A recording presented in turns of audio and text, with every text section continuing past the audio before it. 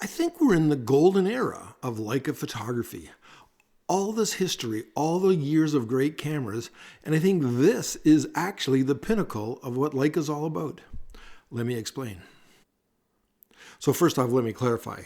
When I mean Leica, I only mean Leica M. If you shoot with a Leica digital, it's not an M. If you shoot with the Q or you shoot with a point and shoot, that's not what I'm talking about. I know nothing about those cameras.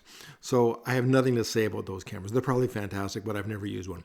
But for the Leica M, I think this is as good as it's going to get. I mean, it's amazing.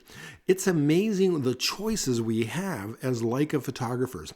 Now, I don't think there's a lot of pros using Leica. I know you're going to say, well, this guy's a pro and that guy's a pro and this guy shoots weddings and he's a pro. And I'm not taking anything away from the pros that shoot with Leica.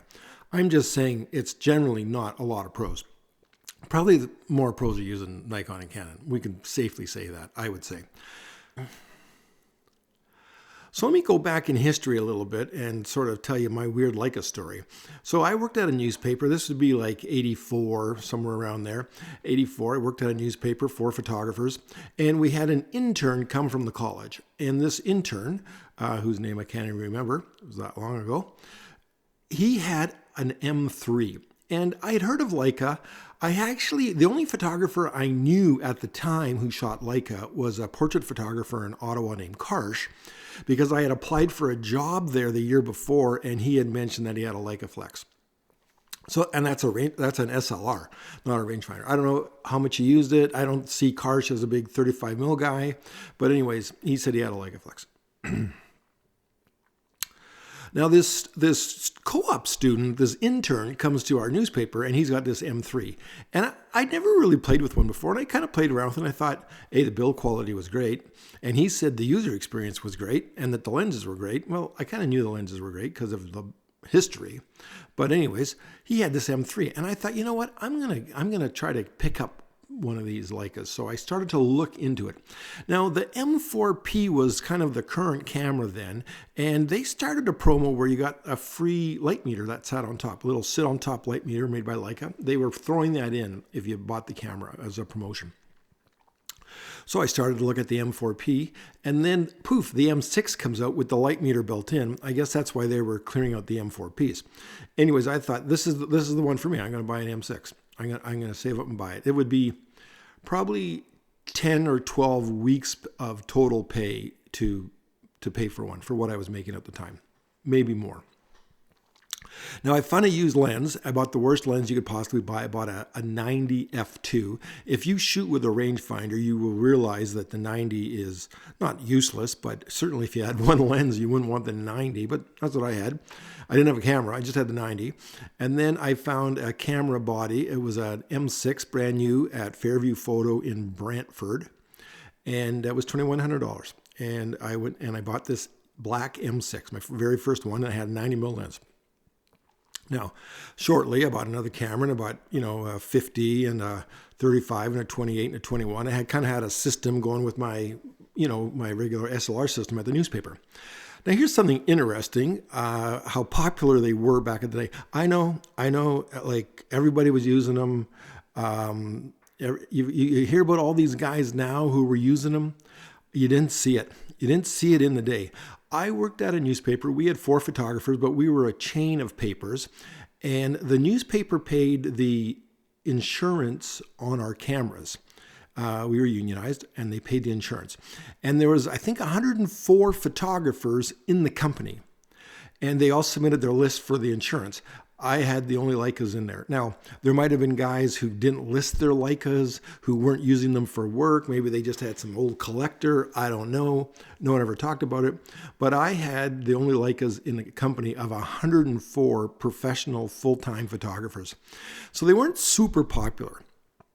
And let me give you another example. I covered the G8 summit in Toronto in the 80s. Margaret Thatcher, Ronald Reagan, that era.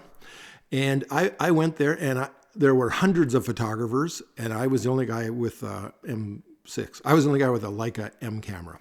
So if they were popular, these guys, the Eyes of Istanbul, and this was You never saw it. I'm just saying you never saw it back then in the working man's kind of field of view. I'm not saying they weren't there. I'm not saying Mary Ellen Mark wasn't using it. And Cartier-Bresson, he quit photography probably 66 or something like that, 1966. He got right out of it. He was done with it. And then he came back towards the end of his life, just not really shooting. His shooting days were over. He did great work. He did great work in the 30s and the 40s and the 50s. But 66, he said he was going back to painting. He was done with photography. And he would be a huge advocate for Leica, and always had a Leica, apparently. And, Robert Capa in the 40s and 50s, he was using contacts. He wasn't really a Leica guy, but these guys did a lot of like Rolly and 2 1/4 and stuff like that too. Anyways, so it was popular, but it wasn't as popular as everyone thinks. And I remember, I used them from like mid 80s. Well, I have them now. I bought 2 M6s. They got stolen. I bought 2 more with the insurance money. Kept those until I switched to become a sports photographer, which would have been early 90s. And traded them against the Nikon 400-2.8, which was a way better lens and made way more money than the Leicas ever were going to. Anyways, when I was a Leica photographer, in the years that I had it as a working pro, I only ran into 2 photographers that in the field, in the wild, shooting with Leica. I went to Disney World in Florida, and another person had a Leica. They had an M6. I remember it because you never saw them in the field. And the other time I saw it, I was sitting having a coffee at a picnic table, and there was an older gentleman next to me, and he had an M6. And I started to talk to him, and he said his name was Bill Allard, William Allard from National Geographic, and he was giving a lecture that night in the town hall. And you could come to the lecture. He invited me to the lecture. It was $2 to get in and see the work of the great Bill Allard, William Allard, who I've met a number of times and kind of worked with on some workshops and stuff. But that was the very first time that I ever met him, and that was only the second time in my life at that time, years of using Leica, where I met someone in the field, in the wild, using an M camera. I'm not saying that guys weren't doing it. You just didn't see it. I know in New York and Paris, like the guys were shooting, doing street photography, all that. I understand it, but they were not as popular as you are kind of led to believe. Now, that brings us to today. It's amazing today. It's amazing. So this is my M6 TTL. This is my 5th M6. I've also had an MP, and I have an M7, and I had a CL, and I had an M9, and I had a Leica Zero, which I've talked about in another video. So I have had quite a few of them, and I used them professionally as a photographer. Before I became a sports photographer, I wanted to work for National Geographic, just like everybody else. And I got assignment in Cambodia and Central America and Haiti. And after those 3 kind of international assignments, I realized that I'd be better off in shooting pro sports. So that brings us up to today. I'm only interested in like a film, but like that M11 monochrome, the M11 monochrome, that looks cool. Who doesn't want that? The M11 looks cool for sure. And they make the MA, which I can't see the difference between an MA and an M4P, but that's a cool camera, no meter. The M6 is there. The MP is the current M6. That's what I would buy, I think. I mean, that's a nice camera, the M6. The MP it's a great camera. You get it with the black paint, and it gets the brassing. All that's cool. But the rewind knob is kind of weird. I mean, it's got some problems if you're a heavy shooter. It doesn't have problems, though, if you're just a light shooter, because you're not using a motor drive, and you're not really rewinding so much film that it's an issue. So lots of great cameras to choose from. Current new ones, millions, I don't know if there's millions, but thousands of older ones, old M6s, M5s, M4s, M42s, M3s. Those are all still working. People are using those. They're kind of expensive, but for what you get. But anyways, lots of great cameras and lots of lenses as well. Like, what a great time to be interested in a Leica lens. Now, this is a Leica lens. This is a 51.4. Well, that's as normal as it gets, right? 51.4. It's a nice lens. It's my only Leica 50. I also have a Leica 28. Now, my other lenses are another old brand, Zeiss. So I have some Zeiss lenses, but if you go to a major camera store, like their website, and you look up Leica M mount, and I'm not talking about cinema lenses, I'm talking about manual focus M mount lenses for film cameras or for the M11. If you go and look that up, I counted over 170 different lenses. Now, some are the same lens, they're chrome and they're black. I understand that. Some are red. I get there's different colors of the same thing, so there's sort of duplicates, but in reality, 170, like I've got two Leica branded lenses. In the day, there was only Leica branded lenses. And then Zeiss, which is another old lens manufacturer, right? Contact Zeiss. They came out with M mount lenses once the patent ran out on the M mount. And then Voigtlander, which is like the oldest of the old companies, like older than Zeiss and Leica, I would think. Voigtlander reintroduced their lineup of M lenses, and they have like updated them and replaced them in Model 2, and they make a bunch of different 35s and a bunch of 75s and a bunch of 50s with different looks. So it's like the golden era, and that's just Voigtlander, Zeiss, and Leica. Then there's these other brands, like there's brands, you've never heard of these brands, but they are making M-mount lenses and people seem to like them. There's a new 75, I think it's a 75-1.2. I don't have a 75. I'm kind of interested in a 75. I looked at the Leica one, the 75 f2, too expensive. Nice though, but too expensive. Then there's the Voigtlander, I think it's a 75-1.9 or something like that. That looks interesting. That's the current one. They make an older one and a new one, so that Voigtlander's got it. And then this other brands are coming out with a 75. I'm thinking, wow, like you could get a 75 1.2 for $1,000. That's crazy. Like that. A 1.2, I don't have any lenses like that are cool like that, like a 75 1.2. I don't know what I'd do with it.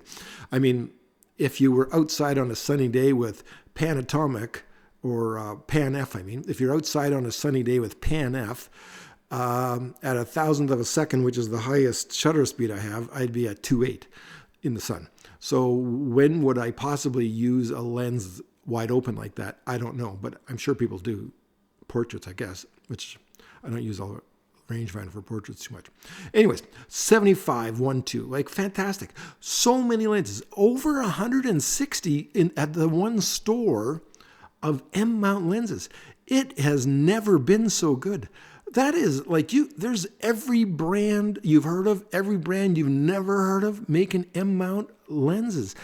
Some are better than others.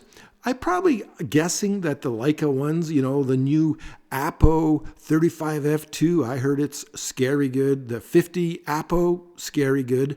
There's a 75 Apo,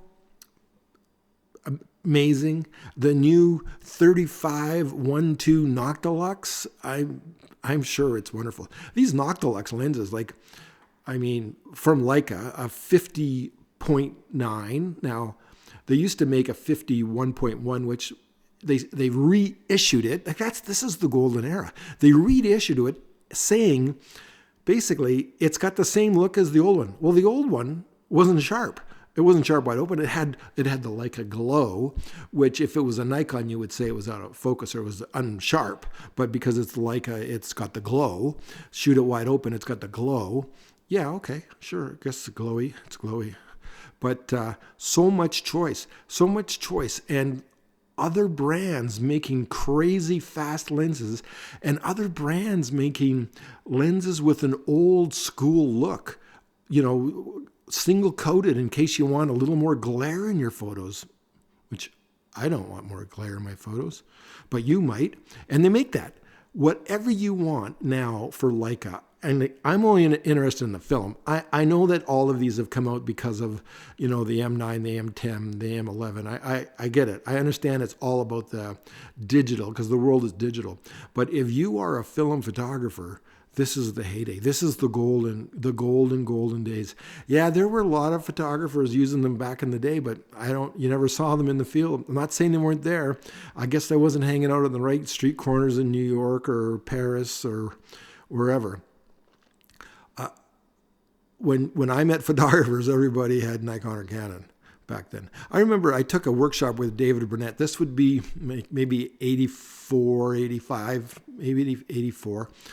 He was the photographer of the year. Like, he was the guy, David Burnett. I took a week-long workshop with him, and he had a I think he had a Minolta CLE with a 28. And we were chatting about it, and I said, "Are they worth getting?" He goes, "Well, they're not worth getting, but they're not worth getting rid of if you already have them because they're already paid for." So if it's already paid for, you might as well just keep it because you're not for what you're going to get for it. But he said, "I wouldn't go out and get one." And he was a Canon guy, and his whole philosophy was if you don't shoot sports, then all you need is a 28, a 50, a 100, and a 200. But anyways, times have changed. The M mount is the same. The golden era of Leica film photography is right now. Grab your film Leica. If you don't have the lens that you like, if you need a 75 1.2, if you need something crazy fast, if you need something that looks old school, whatever you want, you can get it now, new. Plus the thousands and thousands of old lenses that Leica made over the years. Thousands of them. Everything you want is available right now. And the prices have dropped. Not on the Leica brand, not on Leica. Zeiss is still kind of expensive. I was looking at that store and the Zeiss stuff. They're not giving that away. But these other brands, Voigtlander, there's a lot of great options. These other brands that we've never heard of, crazy made in China brands, fantastic options. I think it's time to get a 28 f2 or a 28 1.4 and maybe one of these 75 f somethings. Maybe it's an f2, but maybe it's faster. Can you imagine having a lens that fast, a 75? Spectacular.